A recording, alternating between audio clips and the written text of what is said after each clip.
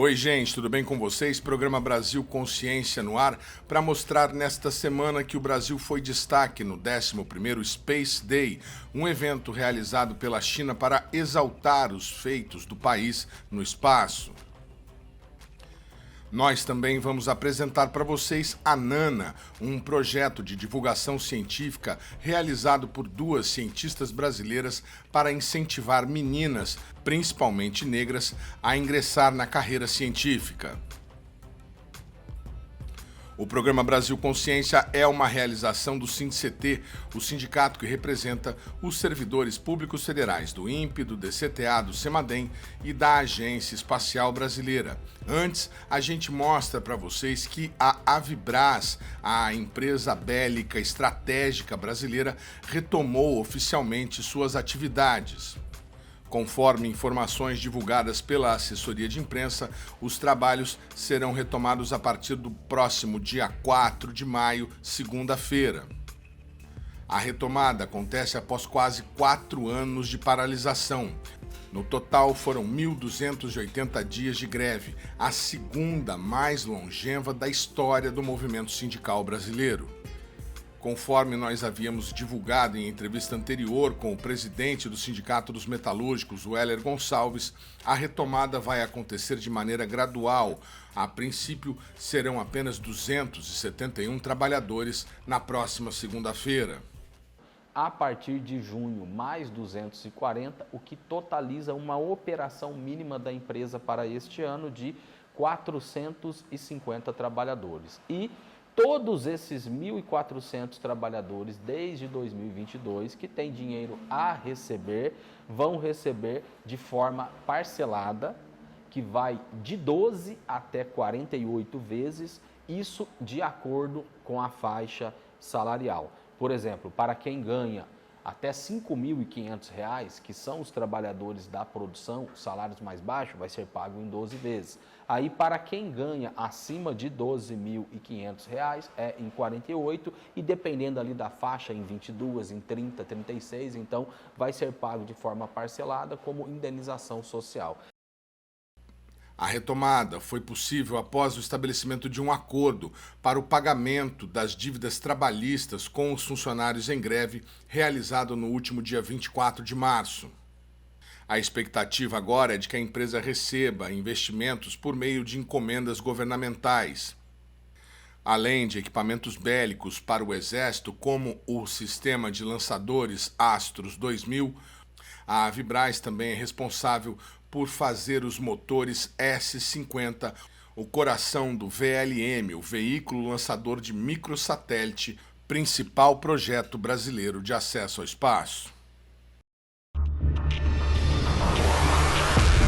Muito bem, amigo do programa Brasil Consciência, mas agora a gente fala sobre uma iniciativa interessantíssima no sentido de promover divulgação científica e também a inclusão de mulheres na ciência. A gente vai apresentar para vocês a Nana, um projeto de divulgação científica criado pelas pesquisadoras doutoras Maiara Gabriela Gonçalves, que é doutora em Química pela Universidade Federal do Paraná, e pela Laura Osmari Vendrame, que é doutora em Nanociências pela Universidade Franciscana.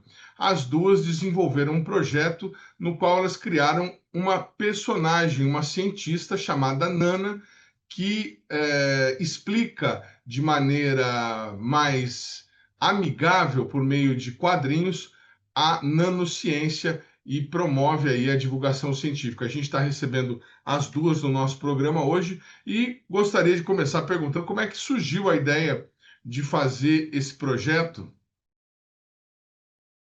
Muito bem, tudo bem.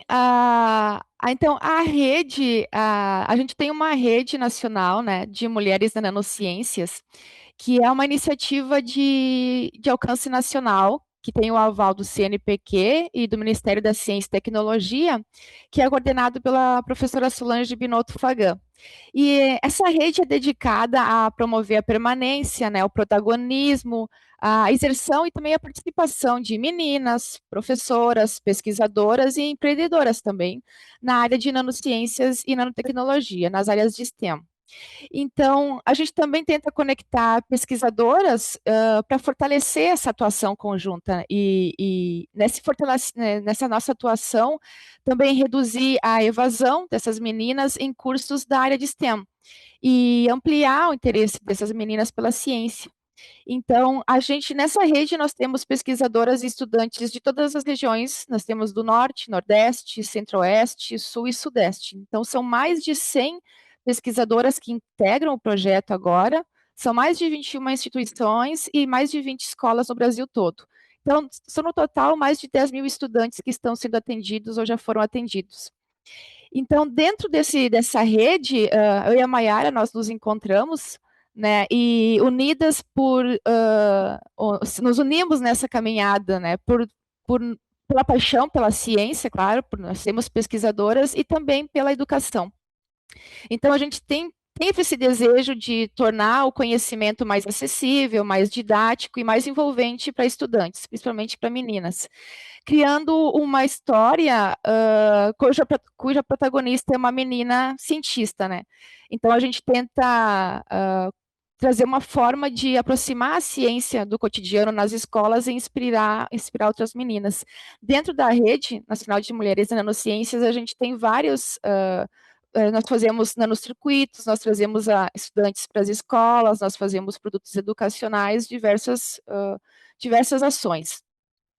Então, eu e a Mayara, a gente se uniu para trazer essas histórias com o objetivo principal, que é alcançar principalmente aquelas meninas que, por diferentes motivos, muitas vezes não se veem pertencentes a esse espaço, seja por falta de incentivo, pela origem, ou por não se sentirem representadas.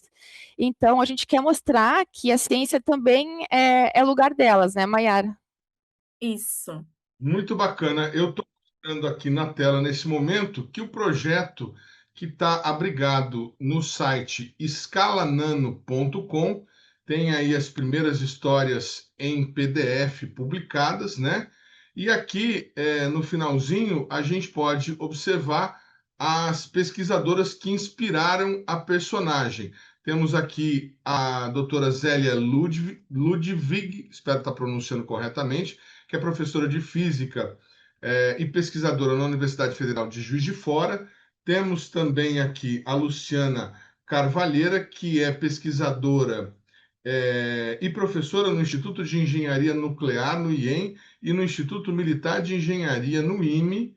E também aqui a Ingrid Barcelos, que é pesquisadora lá do Sirius, o laboratório que a gente já visitou. Tem um programa, um Brasil Consciência especial sobre os Sirius, antes, inclusive, de inaugurar. E entre elas, uma coincidência, que talvez não seja uma coincidência, todas elas são pesquisadoras, mulheres e mulheres negras. Isso foi proposital, Mayara? Foi. Então, quando eu pensei na criação da Nana, eu queria que ela fosse uma cientista negra, né? Porque a gente ainda estamos com pouca representatividade na ciência, especialmente mulheres e mulheres negras, e era importante para mim que outras meninas também se vissem representadas, né? Que pudessem se enxergar nessa personagem. Essas pesquisadoras, a cada história a gente vai trazer novas pesquisadoras que inspiram cada uma dessas histórias, né? Então, a história que foi representada por essas 3 cientistas que você mencionou é justamente a Nana em O Espelho da Ciência, que a ideia era trazer uma personagem negra como o eixo central da história, e uma personagem assim que ela não tem, a gente não tem pretensão de ser perfeita, né? Ela mostra em vários momentos algumas inseguranças, coisas que fazem parte, né, do cotidiano de um cientista, mas é uma personagem que está sempre questionando, erra, aprende, ela continua, né? Sempre bom, tem um aspecto bem afetivo também nessa construção da personagem, que a minha mãe, foi escritora também, e numa época em que não tinha muitos protagonistas negros como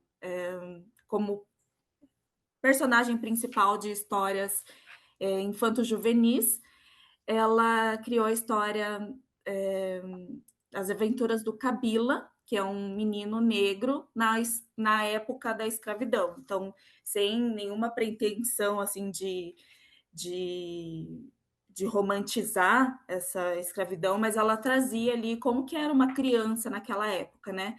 E eu fui criada dentro desse contexto, então é natural que me inspirasse para construir também a minha personagem, né? Mas aí eu agora uma cientista. Muito bacana, Nana, e em O Espelho da Ciência, a primeira história que a gente está vendo aqui, e temos também uma segunda história, que é a Nana em A Decoradora de Nanobloquinhos, uma aventura na nanociência e como transformar, modificar as superfícies dos nanobloquinhos. A linguagem que vocês estão usando é inteligível para que público, em que série escolar a menina poderia estar compreendendo esses conceitos que estão sendo transmitidos ali? Então, foi criado principalmente ali para o Fundamental 2 e ensino médio.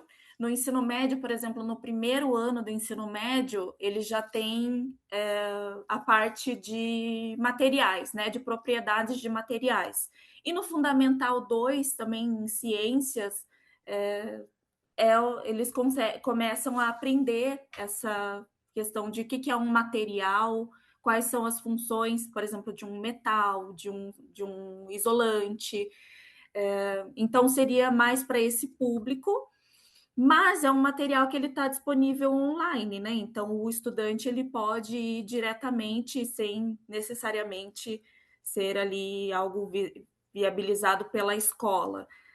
Mas o público é mais esse do Fundamental 2 e ensino médio.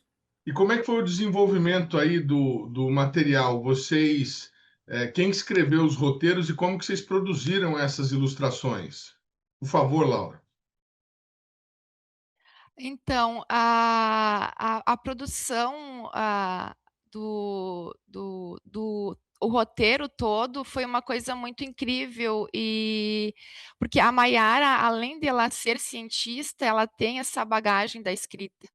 Então, quando ela me mostrou pela primeira vez a história, eu fiquei até um pouco emocionada, porque eu disse para ela: como você, como cientista, escreveu isso? Eu fiquei assim, como você trouxe essa história do espelho, como você. Porque eu disse para ela: parece que eu estou lendo uma história de fantasia da minha infância, da minha Se vendo na adolescência. história, né? Que interessante, né?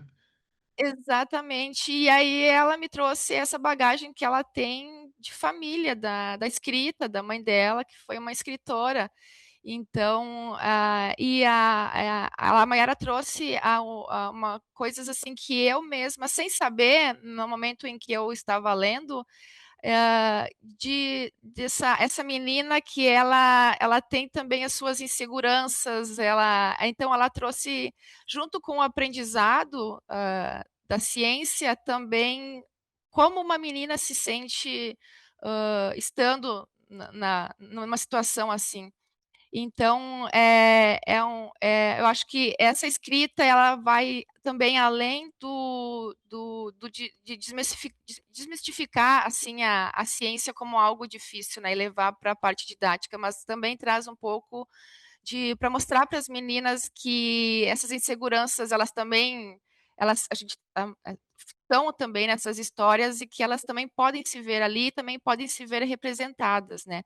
Então, a questão da história, da caracterização da Nana, assim como ela é, eu acho que até a Maiara pode falar mais, porque ela tem uma história de vida muito interessante, familiar, em que ela também trouxe ali para trazer um pouco de representatividade também nessas histórias. Muito bacana, Mayara. Você já tem, a gente está vendo aqui dois capítulos, né? Duas historinhas.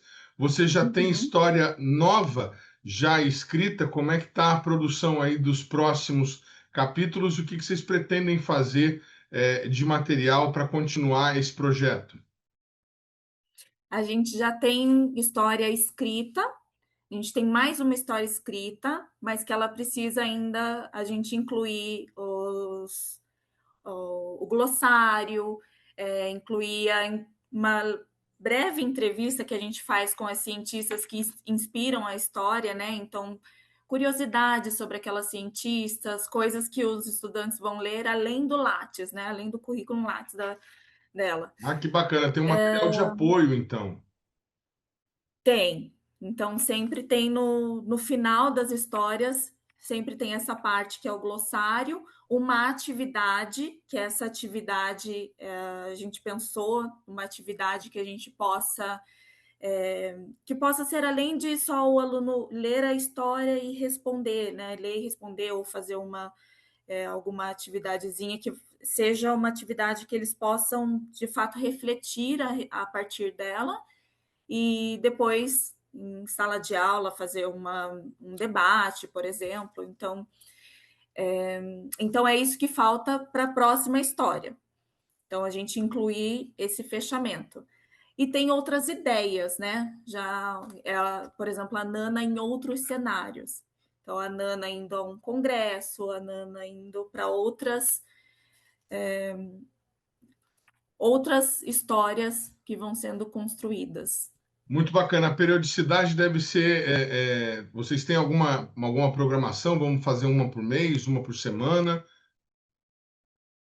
Sim, a gente tem uma programação já, a gente vai tentar manter uma por mês, a gente vai continuar essas histórias, nós vamos trazer, como a Mayara falou, em diferentes ambientes, trazer, a gente vai também aprimorar o que já se tem, então a gente vai, além disso, da alimentação do site, a gente vai aprimorando, a gente vai trazendo coisas novas, a gente também vai trazendo mais divulgação, talvez em outras redes sociais, levar também, tentar divulgação em escolas, mais do que deixar ali presente para que estudantes tenham acesso, professores, outros educadores que querem se espelhar em uma forma de material didático, também mães, enfim, que pais que queiram ler para os seus filhos, que também, mais do que esse acesso, ali a gente também tá, além da alimentação do site, a gente tem mais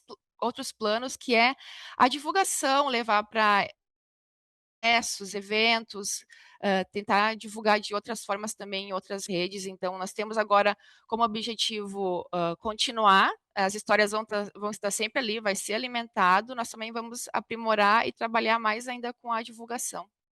Aproveitando, vocês têm algum incentivo governamental, institucional das universidades que vocês representam para fazer esse projeto? Como é que vocês estão pensando sobre isso?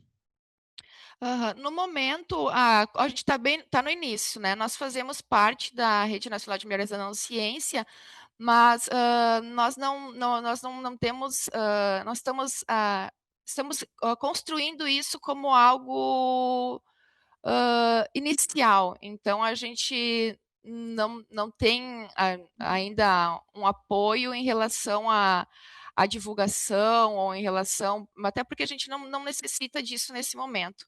Então, mas a gente está integrado, né, na Rede Nacional de Mulheres das Nanociências, então a gente tem todo esse apoio de divulgação da rede, mas em relação a questões de financiamento, nós não necessitamos inicialmente. Então, isso até é uma coisa boa, né? Então, é algo que a gente consegue fazer sem precisar ter um custo, e a gente consegue continuar indo adiante nesse sentido.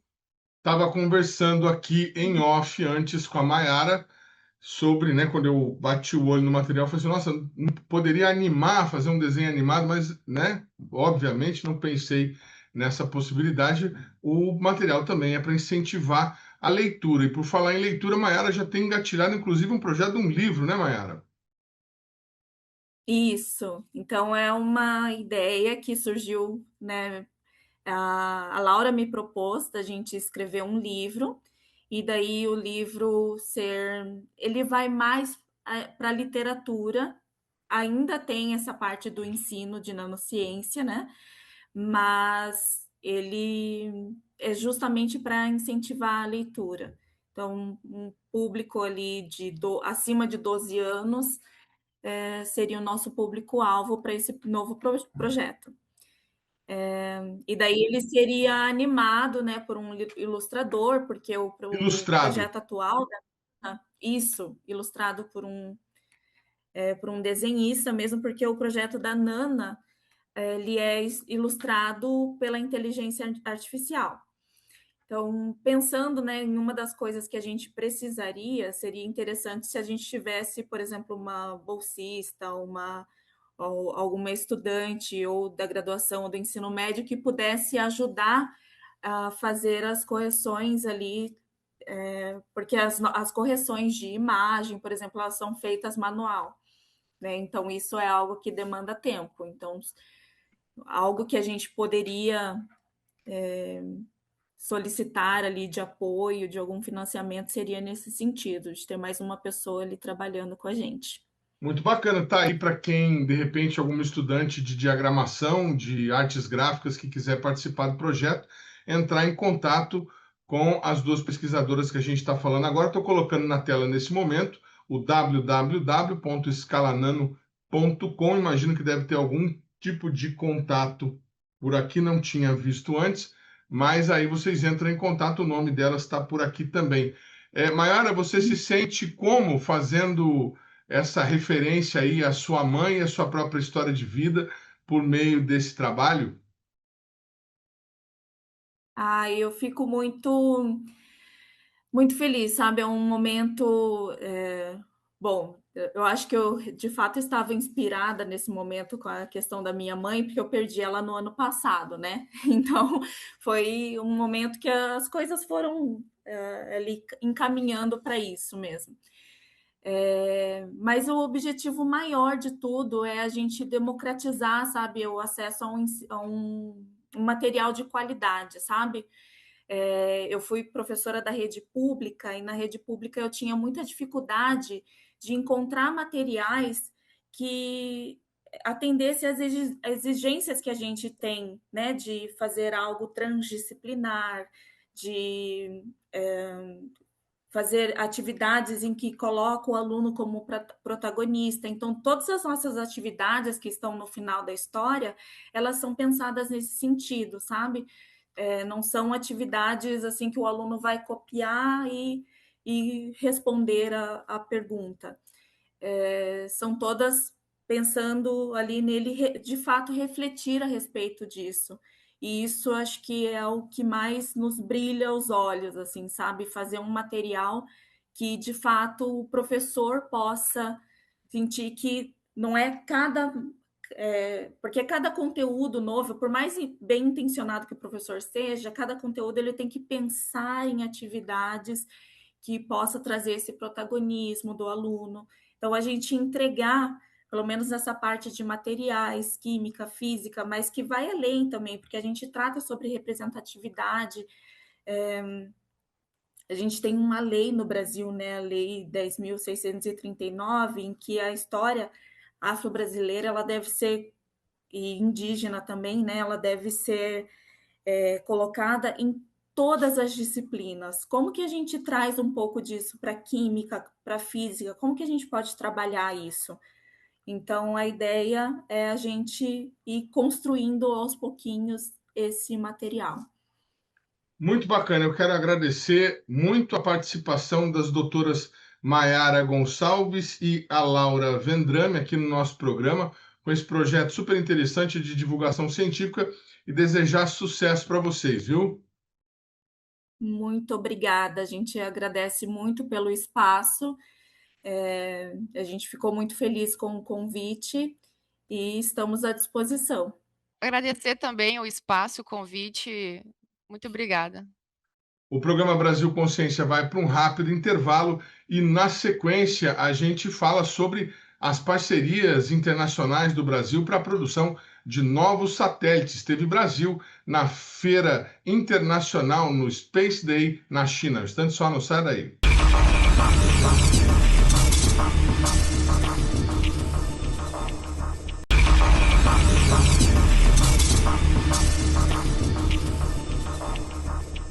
O 11º Dia do Espaço da China foi realizado no dia 24 de abril na cidade de Chengdu e contou com o Brasil como país convidado de honra. O presidente Luiz Inácio Lula da Silva enviou uma mensagem de felicitação ao evento, destacando a importância e as perspectivas da cooperação espacial entre os dois países. É com grande satisfação que transmito minhas felicitações pela realização do Dia do Espaço China 2026, nesse dia 24 de abril, em Chengdu. Ocasião que celebra os avanços notáveis da República Popular da China no campo espacial e reafirma o valor da cooperação internacional para a exploração e o uso pacífico do espaço exterior. Agradeço de forma especial o honroso convite para que o Brasil participe desta edição como país convidado. Esse gesto expressa a profundidade da parceria entre nossos países e o reconhecimento da importância do diálogo e da cooperação internacional no setor aeroespacial. Ao celebrar o China Space Day, comemoramos também o espírito de confiança, amizade e visão de longo prazo que orienta as relações sino-brasileiras. Estou certo de que continuaremos a trabalhar juntos para ampliar parcerias, promover o progresso científico e tecnológico, construir um futuro de desenvolvimento sustentável e de prosperidade. Ao longo de quase 4 décadas, a cooperação espacial entre Brasil e China tem se aprofundado continuamente. Da pesquisa e desenvolvimento conjunto de satélites de sensoriamento remoto ao avanço coordenado em tecnologias de ponta, os dois países consolidaram um mecanismo de cooperação estável e pragmático. A cooperação ela tem quase 40 anos. É uma cooperação em que nós tivemos a oportunidade de desenvolver até hoje 6 satélites. Começou lá atrás com 2 países que estavam em desenvolvimento, buscando um objetivo comum, que era ganhar avanço tecnológico e melhorar a vida das pessoas de cada lado. E, para surpresa de muitas pessoas, acreditavam que essa cooperação não ia dar certo, porque eram culturas diferentes, eram línguas diferentes, e uma distância enorme, praticamente a 180 graus do globo. No entanto, nós estamos aqui para provar que quando 2 países querem e trabalham junto, trabalham com amigos, a gente consegue o sucesso. O cronograma deste ano incluiu atividades temáticas relevantes, como o Fórum de Cultura e Arte Espacial. O evento reuniu representantes dos setores espacial, científico e cultural para promover intercâmbios sobre a disseminação do espírito espacial e a integração estratégica entre tecnologia e cultura. É muito importante comunicar para a sociedade como um todo a relevância das atividades espaciais, dos serviços, das aplicações. E eu acredito que a arte desempenha um papel muito importante nessa comunicação, porque ela nos permite, de uma forma simples, direta e até divertida, comunicar para um público leigo e mais geral as atividades que o país desenvolve em espaço. Nós observamos a assinatura de vários acordos, anúncio de várias novas iniciativas e uma atuação muito grande na cooperação internacional com distintos países em desenvolvimento. Então, nós achamos excelente e ficamos aqui com vontade de fazer uma atividade similar no Brasil. Estamos pensando em organizar o Dia do Espaço do Brasil, replicando um pouco a experiência que vocês desenvolveram aqui. O ano de 2026 é um marco histórico, celebrando o 70º aniversário do Programa Espacial Chinês.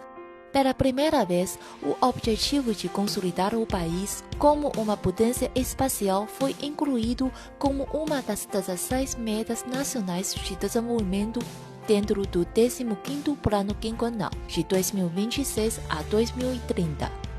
O avanço chinês também impulsiona a cooperação internacional e o compartilhamento tecnológico do setor espacial, ajudando outros países a participarem ativamente da exploração do cosmos, contribuindo assim para o bem-estar global e o desenvolvimento sustentável da humanidade com mais benefícios dos progressos tecnológicos. A China está de parabéns em relação ao que conseguiu em relação ao espaço. E para o Brasil também é muito importante trabalhar com vocês, porque também aprendemos e é uma troca mútua de conhecimento. A gente tem grande admiração e respeito por tudo que a China fez ao longo da sua história no setor espacial. É incrível os resultados que a China alcançou e mais incrível ainda a visão de futuro que a China apresenta, não só para si própria, como para os seus parceiros e para toda a humanidade. Em um mundo que vive marcado por conflitos, a cooperação internacional e o multilateralismo são uma resposta importante para os países em desenvolvimento. Nós percebemos o quanto é importante o multilateralismo, o quanto é importante a cooperação frente ao conflito. Não é?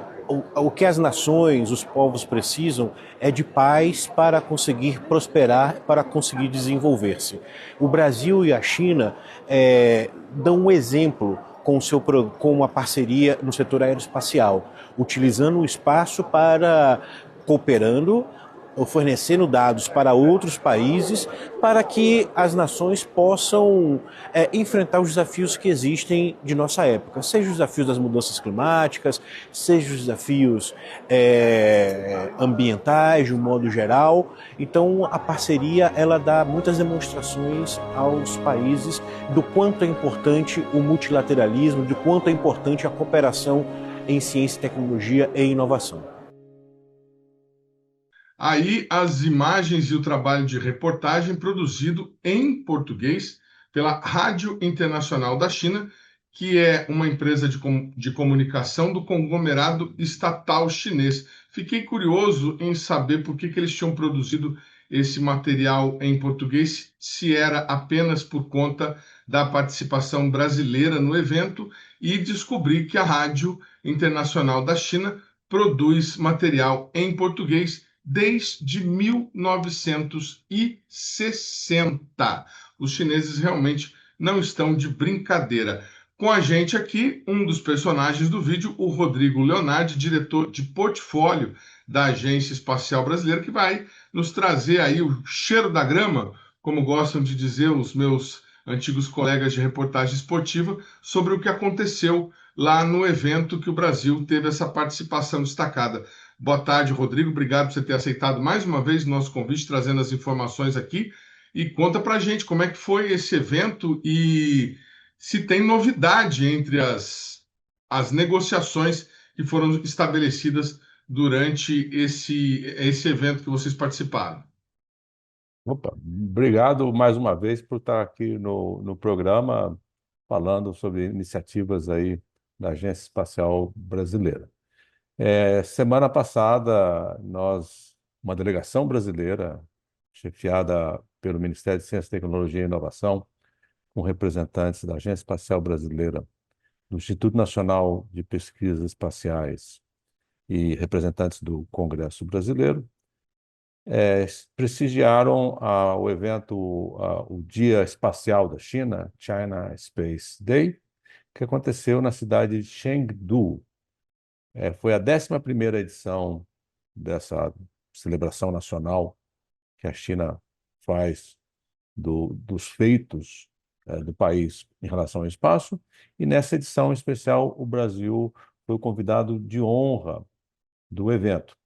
Então, nós fomos prestigiados, principalmente pelos feitos decorrentes de quase 4 décadas de cooperação no marco do programa CIBERS. Inclusive, eu tive a oportunidade de fazer uma apresentação, juntamente com um colega do INPE, por ocasião da cerimônia de abertura, onde nós, obviamente, relembramos os satélites da família CIBERS que já foram desenvolvidos. Nós mencionamos aqueles que estão em desenvolvimento ou em fases iniciais de diálogo, que é o caso do CIBER 6 e o CIBER 5, respectivamente. E também aproveitamos o ensejo para relembrar que a nossa cooperação não se restringe aos objetos de observação da Terra do CIBERS, e nós temos iniciativas outras que não é o carro-chefe da nossa cooperação, mas que certamente agregam um grande valor à comunidade científica brasileira e chinesa, que é o caso de cooperações específicas na questão de clima espacial, radioastronomia, intercâmbios e outras atividades que os países conduzem conjuntamente. Rodrigo, a gente tem aqui a informação de que a China estabeleceu em 2025 um recorde com 92 lançamentos de satélites que colocaram em órbita mais de 300 novos satélites. Eu até busquei esse número porque ouvi outro dia aqui no INPE o presidente da agência, Marcos Chamon, falando sobre o número de lançamentos feitos pela China em comparação com o nosso. A gente está lançando aí 1,5, talvez, por ano no Brasil. O que nos coloca como papel de destaque de um evento como esse, na sua opinião? É a relevância científica, tecnológica da nossa cooperação, ou é um aspecto político, a importância geopolítica do Brasil, o contexto do BRICS, que nos colocou nessa condição de destaque? Bom, primeiro, os números da China são impressionantes, tá? Mas a gente não deve se pautar por figuras de mérito, como simplesmente contar quantos objetos espaciais cada país lançou, porque cada país tem uma estratégia, uma visão de futuro e condições diferentes para implementar o seu programa. Então, nós temos muito orgulho dos objetos, mesmo que seja num fluxo que o Brasil já realizou, mesmo que seja num fluxo bem menor do que, por exemplo, as superpotências, como essa estatística aí da China, que é impressionante. Eu não consigo nem manter, ficar atualizado com um número grande de objetos que eles enviam ao espaço.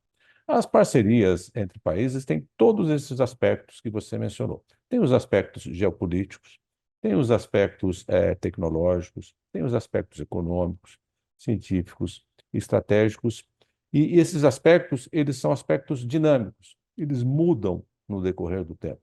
A geopolítica de hoje, por exemplo, em 2026, é bem diferente da geopolítica de 1988, quando a gente iniciou essa parceria. Então, eu acho que o que cabe ressaltar e perceber nessa relação que o Brasil e a China mantêm no setor espacial é que ela perpassou 4 décadas, contextos tecnológicos muito distintos, década de 80 e 90, do que a gente vê hoje, estratégias, inclusive, de implementação de programas espaciais distintos e contextos políticos distintos, diferentes governos, diferentes contextos econômicos, né? A gente sequer tinha o plano real, sequer era na realidade, quando a gente começou a cooperar com a China. Então, assim, o que vale a pena perceber é esse caráter de uma, digamos, uma cooperação de longuíssimo prazo, que eu sequer sei dizer se a China tem com qualquer outra nação do mundo. Então, nesse sentido, eu acho que a China tem um apreço muito grande pela relação que nós construímos ao longo dessas 4 décadas. E para o Brasil também é um prazer poder estar cooperando com uma superpotência espacial que nos permite também viabilizar diversas iniciativas de interesse do Brasil e da nossa sociedade. Só falando a respeito desses números chineses impressionantes, além do recorde de lançamentos no ano passado, na última semana de dezembro de 2025, os chineses protocolaram nada mais, nada menos do que 200 mil pedidos, ou o pedido para a operação, são vários pedidos, não apenas um, mas vários pedidos para a operação de nada mais, nada menos do que 200 mil satélites nos próximos anos.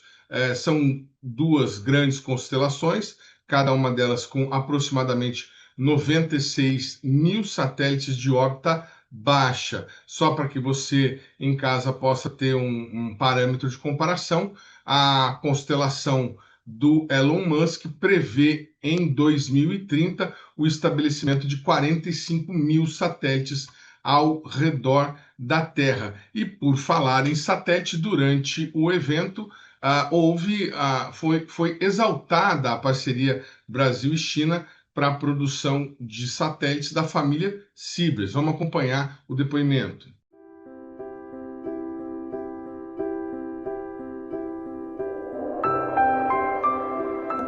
Acho que foi assim uma das mais bem-sucedidas cooperações na área espacial que eu conheço no mundo.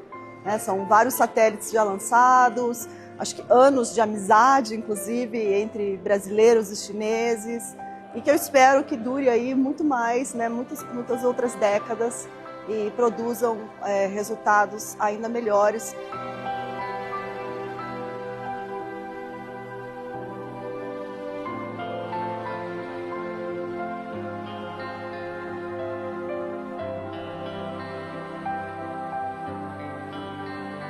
De fato, o Brasil e China, nós temos uma cooperação de cerca de 4 décadas de atividades conjuntas em espaço, através das quais nós desenvolvemos uma família de satélites de observação da Terra. 6 satélites já foram desenvolvidos, sendo que 2 estão em operação atualmente. Já temos um satélite sendo desenvolvido atualmente para observação da Terra em radar, que é muito importante para o país, principalmente o Brasil, para a gente monitorar o nosso território e a Amazônia. E nós estamos discutindo a possibilidade de, juntamente com a China, desenvolver um satélite meteorológico não só para o Brasil, como para toda a América Latina.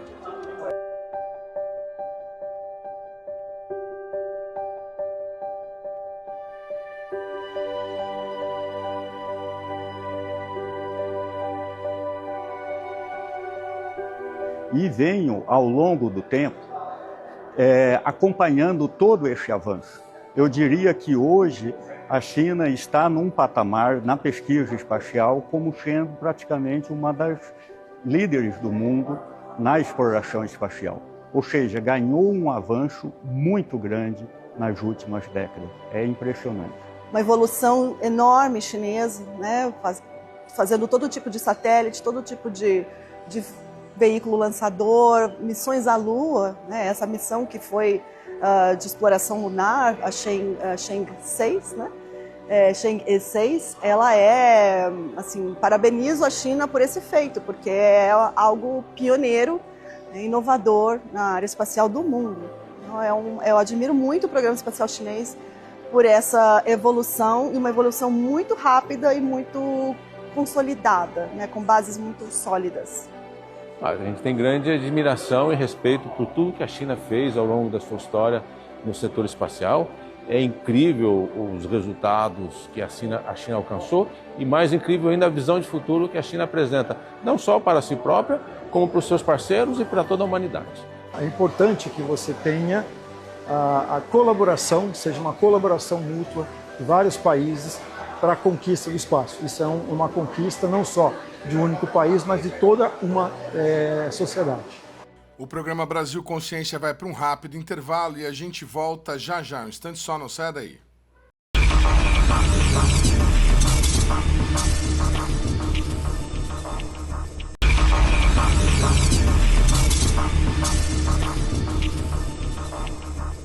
Terceiro bloco, o programa Brasil Consciência de volta, e a gente continua falando sobre a participação brasileira no Space Day chinês. Seguimos com a entrevista com o diretor de portfólio da Agência Espacial Brasileira, Rodrigo Leonardi. Legal. Rodrigo, vocês estabeleceram alguma coisa no sentido de vamos fazer o Cibers 7? Tem alguma novidade engatilhada por aí? Não, nós estamos atualmente desenvolvendo já o Cibers 6, que já, inclusive, já está muito avançado do ponto de vista de engenharia e já conta com recursos e aporte do FNDCT. E estamos agora num momento de discutir a definição do Cibers 5. Esse sim, agora, um objeto muito ambicioso no sentido de que uma proposta para um satélite geoestacionário meteorológico para o Brasil e para a região aqui da América do Sul. O acordo já foi estabelecido entre o acordo de alto nível, mas ainda estamos numa fase muito preliminar de definição desse sistema espacial. Então, lá durante o Dia Espacial da China, nós também tivemos a oportunidade de nos reunirmos com a CNSA e as demais organizações chinesas envolvidas na cooperação para discutir quais são os próximos passos para que a gente possa fazer essa transição de um acordo de alto nível e agora a gente dá início à implementação desse projeto. CiberSat ainda nem começa, não, por enquanto é só um nome fantasia, ninguém ainda seriamente começou a discutir CiberSat. Ok, não tem problema nenhum. Só para que você que não está familiarizado com essa nomenclatura, que não está familiarizado com o programa, o Brasil já lançou alguns satélites em parceria com a China. Esse nome CIBERS é uma sigla em inglês para Satélite de Recursos, Satélite Sino-Brasileiro de Recursos Terrestres, lembrei agora. E nós estamos, nesse momento, como disse o diretor de portfólio da Agência Espacial Brasileira, com 2 projetos em andamento. Um deles, o Ciber 6, que nós mostramos aqui com exclusividade, assim que saiu. O satélite será um satélite inédito na família, um satélite radar, que vai conseguir enxergar entre as nuvens o desmatamento na floresta amazônica. E o Cibers 5, que é um projeto mais ousado, de um satélite geoestacionário, que vai ficar a 36 mil quilômetros de distância da Terra, para o qual os chineses estão se disponibilizando a nos ajudar. Um satélite vai ficar olhando para o Brasil, para a América do Sul. Outro ponto que vocês abordaram lá, que é bastante interessante e é uma cooperação internacional que reúne inclusive outros países, é o do radiotelescópio Bingo, uma iniciativa que está em vias de ser efetivada, que tem participação, a liderança da USP, mas a participação do INPE para a construção das cornetas corrugadas que fazem a detecção dos raios. Nós estamos mostrando imagens aí que nós já capturamos no INPE dessas cornetas e recentemente a gente teve um relatório lido no Congresso americano que apontou essa iniciativa como uma possível base chinesa na América do Sul para espionagem e tudo mais. Repercutiu de alguma maneira essa ilação por lá no Congresso? Alguém falou alguma coisa sobre isso? Ou vocês já estão trabalhando para o Serviço Secreto Chinês? Eu vou tomar a pergunta com uma certa ironia. Não houve nenhum questionamento, nem foi abordado em nenhuma ocasião o conteúdo desse relatório.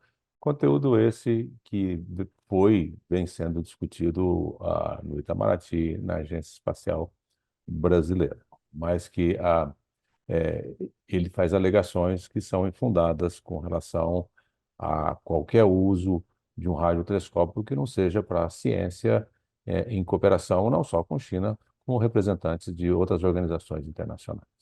Rodrigo, agora falando sério, que China é essa? As pessoas têm algumas impressões e às vezes distorções sobre o que acontece de fato na República Popular da China. Vocês desembarcaram, vocês foram bem recebidos, vocês transitaram livremente pelo evento, pelas ruas. Como é que foi esse contato com a cultura chinesa? Não sei quantos dias que vocês ficaram por lá, mas deu para ter uma impressão de que país é esse e qual é a relevância que a tecnologia espacial tem para eles? Olha, é um país que impressiona, ele tem uma cultura e uma história incrível. É um país muito moderno. A cidade que a gente visitou, Chengdu, impressiona não só pelo seu tamanho, pela tecnologia, qualidade de vida. Sim, a gente transita livremente pela China. Surpreendentemente, é um país que vale a pena visitar. E eles têm uma visão de futuro para a atividade espacial que eu diria, impressionante. Não só nas questões de satélites, como inclusive nas questões de exploração espacial, inclusive com um intuito realista de colonizar a Lua. Realista, na sua opinião? sim, realista. Se eles vão conseguir isso, e quando eles vão conseguir isso, e de que forma isso vai se desenrolar, só a história, né, dará o seu veredito. Mas que é um plano já em andamento, isso está sendo desenrolado diante dos olhos de toda a comunidade internacional.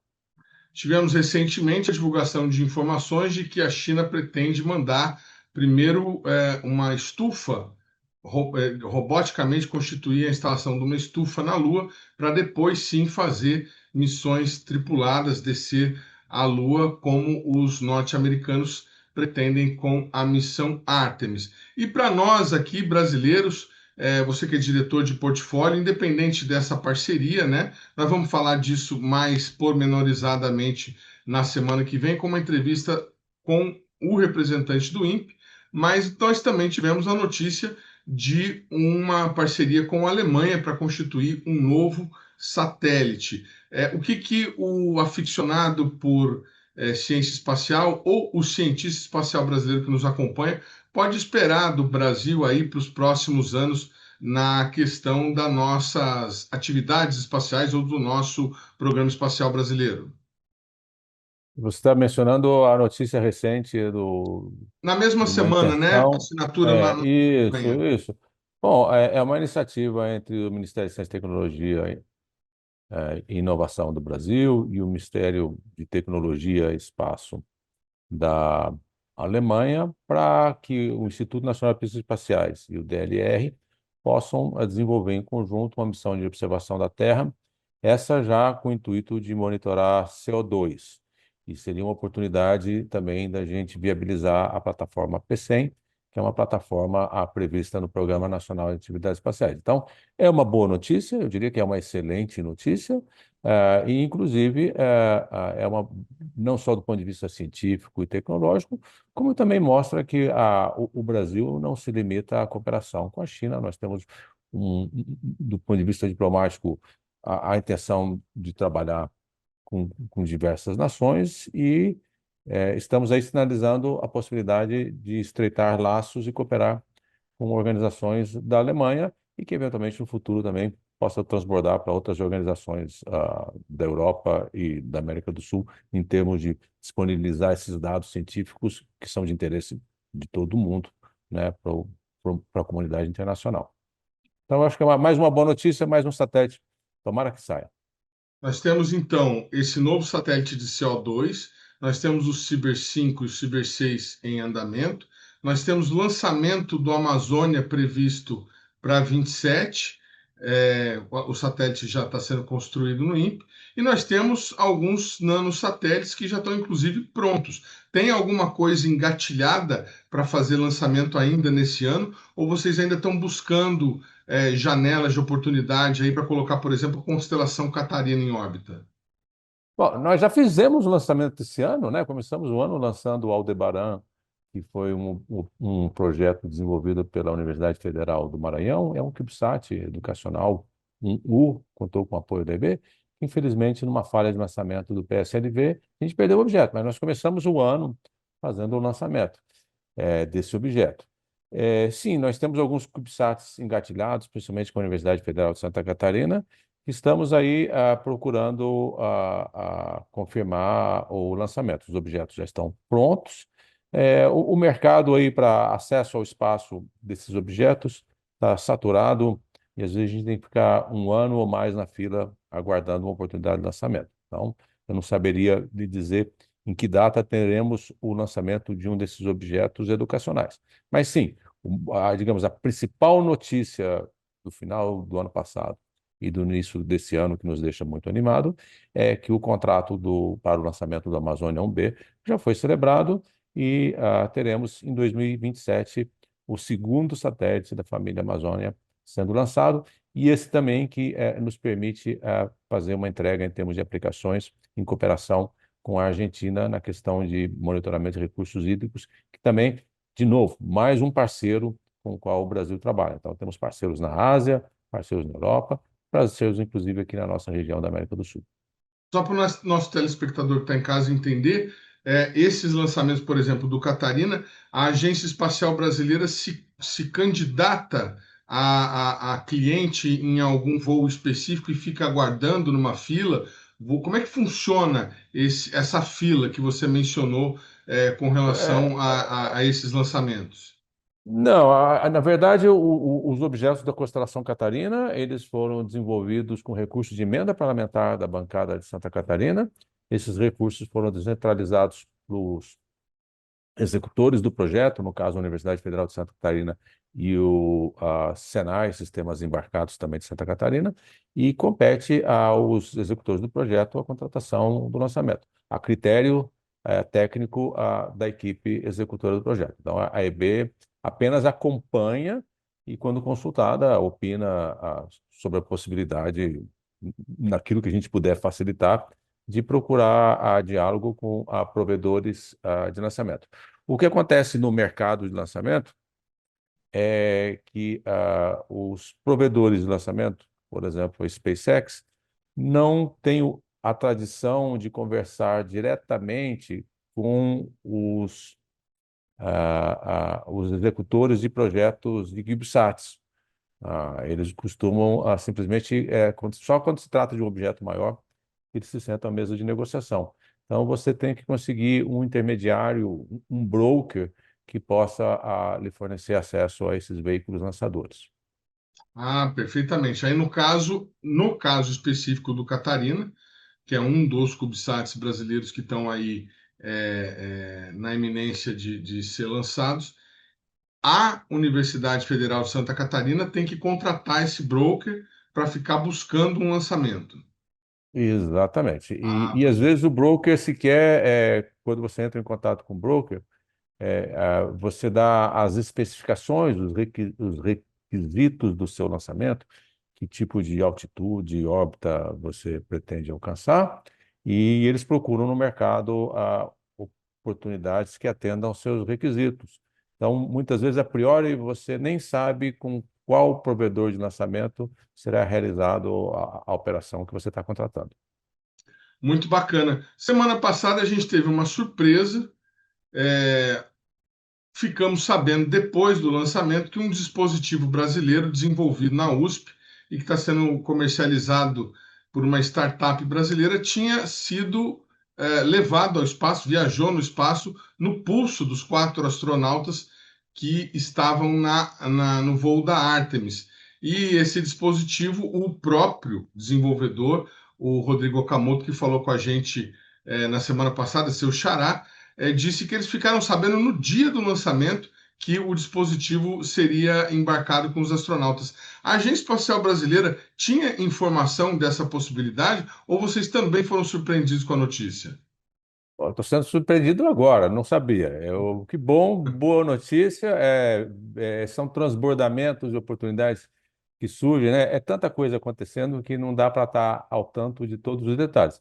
Então, já deixo aqui um convite para o meu xará. Telefona aqui para a gente, explica aí o que você fez para a gente entender e nas próximas oportunidades a gente coordenar melhor e viabilizar ainda mais o uso disso. Que bom, né? Que bom. Então, uma tecnologia brasileira estava no Artemis 2. Se eu soubesse, eu já teria divulgado por aqui esse feito também. O programa Brasil Consciência de hoje vai ficando por aqui. Eu quero agradecer demais ao Rodrigo Leonardi mais uma vez pela disponibilidade de atender o nosso programa. Nós somos um canal pequeno, feito pelo CINCT, mas a Agência Espacial Brasileira sempre nos atende praticamente da mesma maneira como atenderia aí um grande canal, obviamente respeitada as devidas proporções. Obrigado, Rodrigo. Sucesso para vocês aí, viu? Eu que agradeço. Mais uma vez, obrigado, sucesso no programa. O programa Brasil Consciência de hoje vai ficando por aqui. Você que quiser conferir os demais conteúdos produzidos pelo CINCT, nossas redes sociais estão na tela nesse momento. Dúvidas, críticas, sugestões, nosso e-mail é sempre o caminho para o contato com o nosso programa. A gente volta na semana que vem com mais uma atração inédita para vocês.